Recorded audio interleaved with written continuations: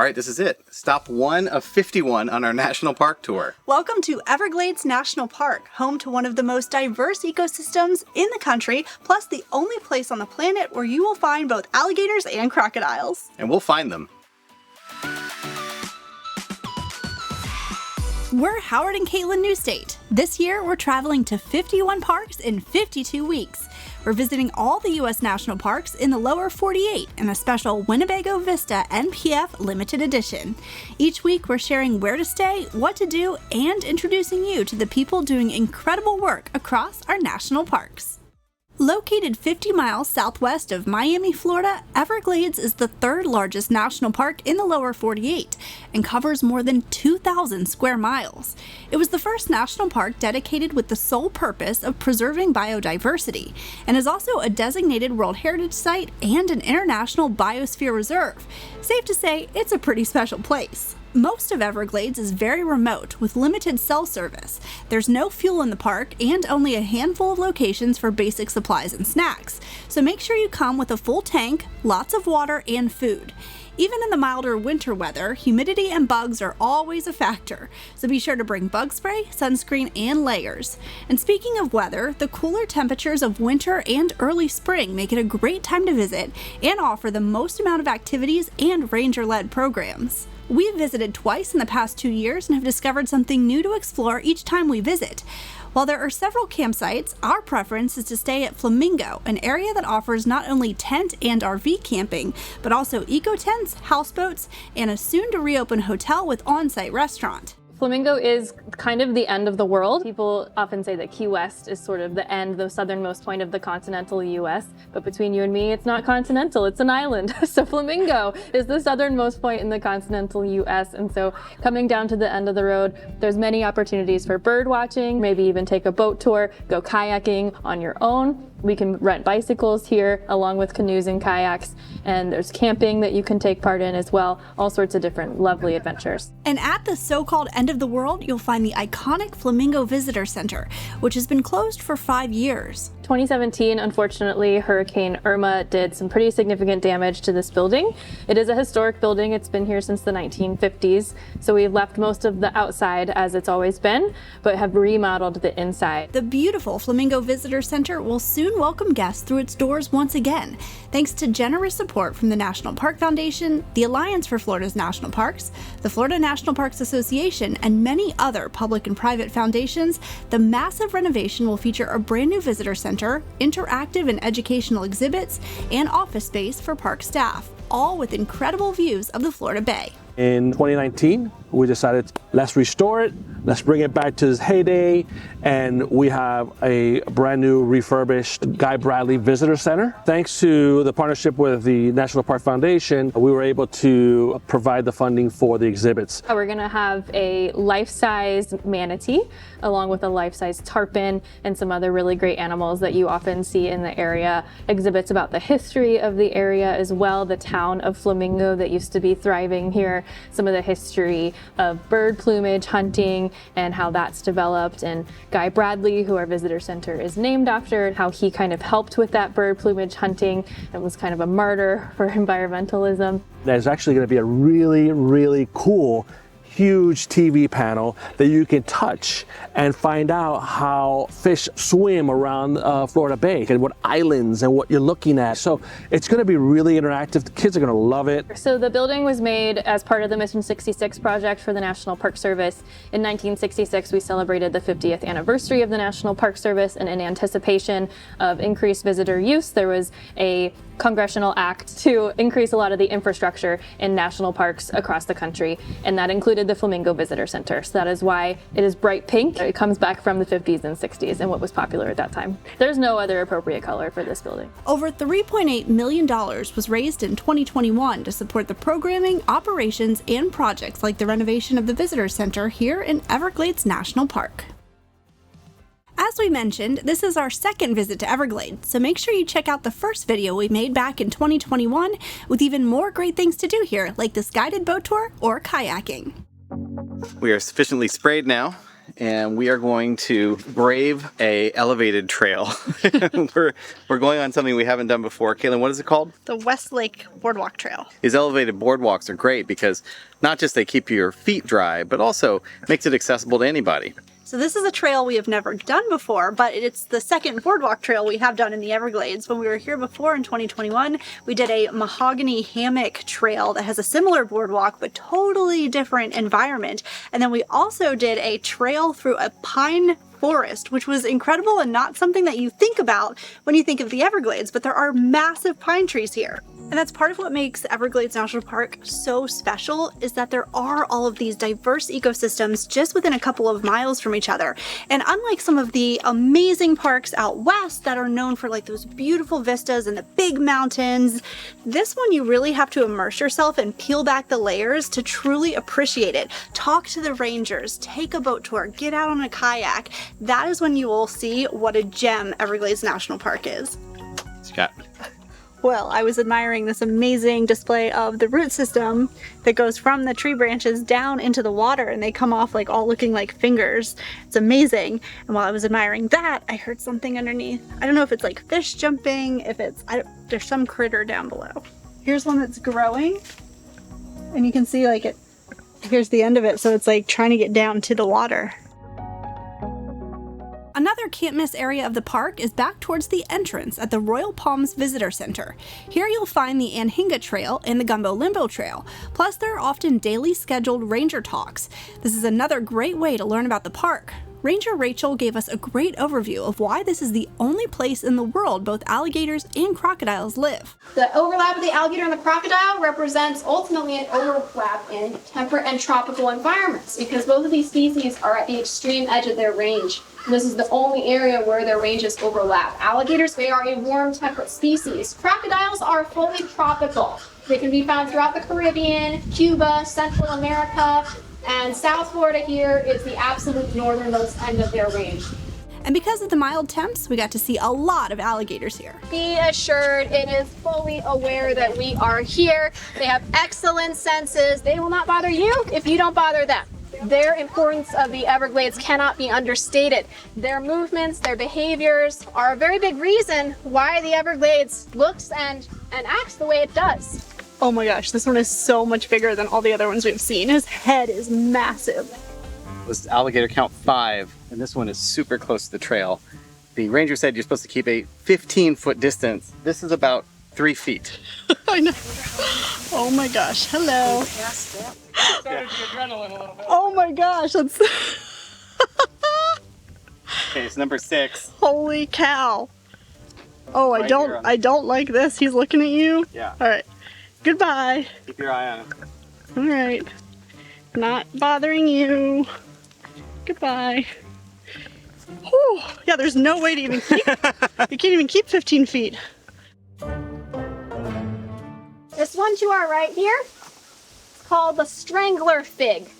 And you can see how it got that name as you've still got the dead remains of whatever tree it engulfed. And over time, that seed will grow up, the trunk will grow up and thicker, the roots will grow down and thicker, and over time it'll just give the tree a big, deadly hug. This is the gumbo limbo tree. This is probably my favorite among the hammock type plants. And you see how this outer red layer of bark flakes off very easily? Yeah. This is thought to be a defense against the strangler fig. So the idea is that if a seed tries to mount itself on the bark, over time, if that seed grows bigger, just the sheer weight of it is going to flake right off with that outer layer of bark. We ultimately do have a globally significant treasure here with the Everglades. Marjorie Stoneman Douglas is right in that we truly have no other Everglades in the world. This is still very much a place worth protecting. Thank you again for coming. Thank you for having me. You might be wondering why we're parked along the side of the road, and that's because we're about to caravan to a Nike missile site. You see, Everglades is one of the few national parks that also has a historic element to it. Visitors usually come to the park to see alligators, to see crocodiles, manatees, but missiles as well. That doesn't really make sense. How can there be a missile base in the smack middle of a national park? So for this to make sense, I'm gonna ask if you guys can please think back as though you were living in the 1960s. And if you'd have turned on the radio, you would have probably listened to some music along the lines of Elvis Presley. You had the Beatles, you had the Beach Boys, but it wasn't always happy-go-lucky. The 60s was also a time of bitter and tense disagreements, particularly in the year 1962. The world held its breath for 2 weeks thinking that there was going to be a third world. And this one would have been fought via nuclear warfare. It was the USA versus the USSR, and this was the Cuban Missile Crisis. John F. Kennedy received this picture. It completely caught him off guard. Why? Weren't we prepared for a Russian attack? Yes, we were prepared. But we thought that the Russians were going to attack via the northern passage through the North Pole.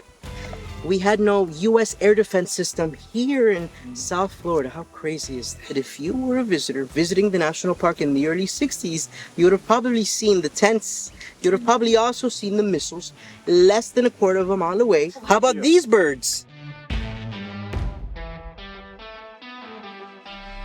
In the most exclusive area in the whole missile base, the downrange, where the missiles would have been assembled, maintained, and fired. We have 3 barns. We have barn A, barn B, and barn C. We think each barn housed from 4 to 6 missiles.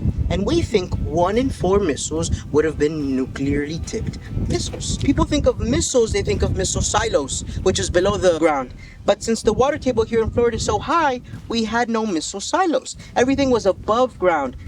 And the missiles were stored inside those hangars. When the soldiers heard the alarm, the drill, they would have pushed the missiles from inside of the barn outside, and they would have placed the missiles on the launch pads along the driveways of those 3 barns. These soldiers like to have fun. I mean, who doesn't, right? So what did these soldiers then turn to? The next best thing, cars. They'd race up and down these roads, hoping they wouldn't get caught. So if you're one of the soldiers racing up and down these roads and you messed your car up, but you were so embarrassed, so ashamed, you didn't want anybody to know, not even your superiors, where would you drive your car to? Or where would you hide your car? Behind the river. Oh, the lake. The lake. Okay. And so in the year 1979, when the U.S. Army decommissioned the site was given to the Park Service to help bring back the native vegetation, to preserve the environment. You guys know our mission. And we had received intel from a veteran who said, Park Service, I know somebody who knew somebody who drove his car onto this lake. The Park Service was like, a car in a lake in the middle of nowhere? This guy might be a little bit crazy. But after 2 different veterans approached us and said very similar stories, we said, this guy probably wasn't all that crazy. So we were tasked to fill in this lake. And so we brought in divers from our sister national park, Biscayne National Park, to come and check what was up. And these divers found not 1, not 2, but about 4 cars in the bottom of this lake. And one of the cars still had the title, and the owner attached the title. And this guy was living out in Homestead, so they knocked on this guy's door, and long story short, he had been drafted to go to the Vietnam War.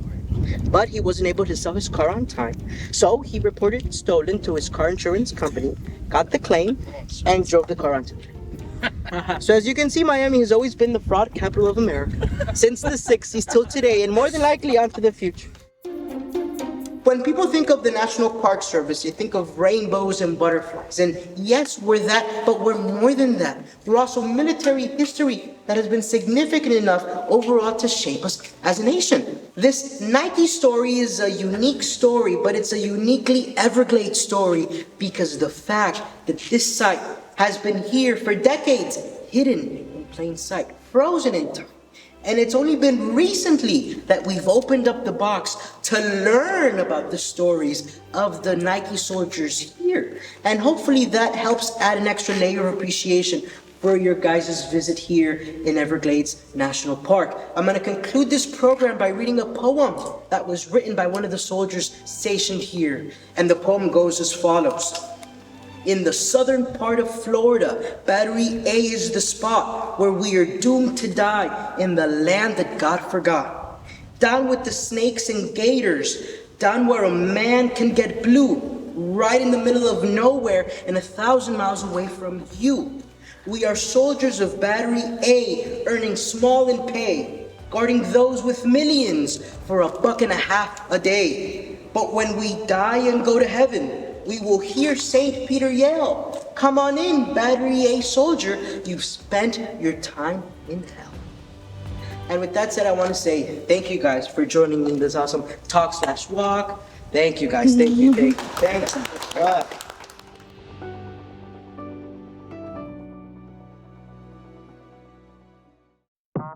So what are alligators up to today? Well, it is a very chilly morning, and hopefully that will play in our favor because they will be out sunning themselves trying to warm up. So hopefully we'll see a lot of wildlife today. We're at the Shark Valley Visitor Center, which is a completely separate section of Everglades National Park from the rest of the park. And we're gonna hop on the Shark Valley Tram Tour. We have our tickets here, and do a loop road. You can either bike it, it's 15 miles, or take the tram. And then we're also going to be going up the observation tower. Super excited.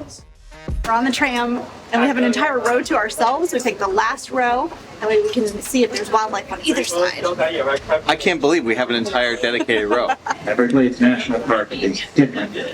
We were the first national park dedicated in 1947 with the sole purpose of preserving biodiversity. So it's a sand crane, and the ranger said he's never seen one here, and this just totally made his day. Now, when I was in college, I did my senior research on the call of the sandhill crane. They love golf courses, and they'll actually pick up the golf balls that they find and bounce them on the road.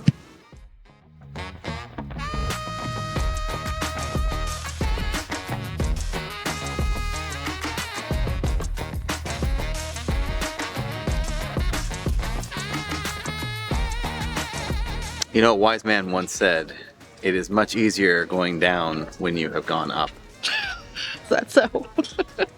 Caitlin said do something profound. I mean, that's the most profound thing I can come up with right now. It's a beautiful view. It's a beautiful view. I love being elevated like this. I mean, it feels like you're just above the treetops, and so you can really see out into the Everglades. This is a fantastic viewpoint. You can also see a gigantic gator from here. The ranger on the tram tour is fantastic. He is a local to Miami and full of jokes, and that is my kind of tour. How many gators have we seen? 12, 13? No, about 14. 14. We've seen 14 gators. All gators. We learned that alligators are not green. That is a lie from the University of Florida. They are actually black. It's amazing because they're everywhere right now because it's so cold. They're trying to sun themselves. You know, they're cold-blooded. They need the heat from the sun. Yeah, we're seeing them everywhere on the left and the right. I would highly recommend this tour. If you are considering coming to the Everglades, to me, this is like a must visit. It's a great duo between this one and the boat tour at Flamingo, because one takes you out on the water, this one takes you out on the land, so you can really see all the grasslands. It's amazing. This is Paraphyton. You want us to know that? There you go. It is vitally important to the Everglades ecosystem. Last time I checked, and you can quote me on this, fish need water to survive. And how do the fish survive during the dry season when there is no water? Well, the simple answer is they don't. Every single year, 85% of the freshwater fish in the Everglades freshwater ecosystem die. They get trapped out in shallow pools of water. They use up all the oxygen in that water. They become easy pickings for the birds and for the alligators out here. That these mats of Paraphyton stay moist throughout the dry season. The fish understand this, and they will lay their eggs underneath the Paraphyton, so that when the summer rains come again, the fish eggs have survived the dry season. The water level increases, and the fish eggs instinctually hatch. Without this Paraphyton, the entire Everglades food chain and ecosystem would collapse. That was one of the best wildlife tours that we have taken. We saw, I think, almost 50 alligators and incredible, beautiful birds. It was so well done. If you come out to Shark Valley, I highly recommend either taking the tour or renting a bike and getting out on the trail. I mean, that is the highlight of this area, and it is incredible. Next week, it's stop 2 of 51 as we go above and below the waters of Biscayne National Park. We'll meet the specialized teams working to restore the 3rd largest coral reef system in the world and explore the historic islands off the coast of Miami. Thanks so much for watching. We'll see you soon from South Florida.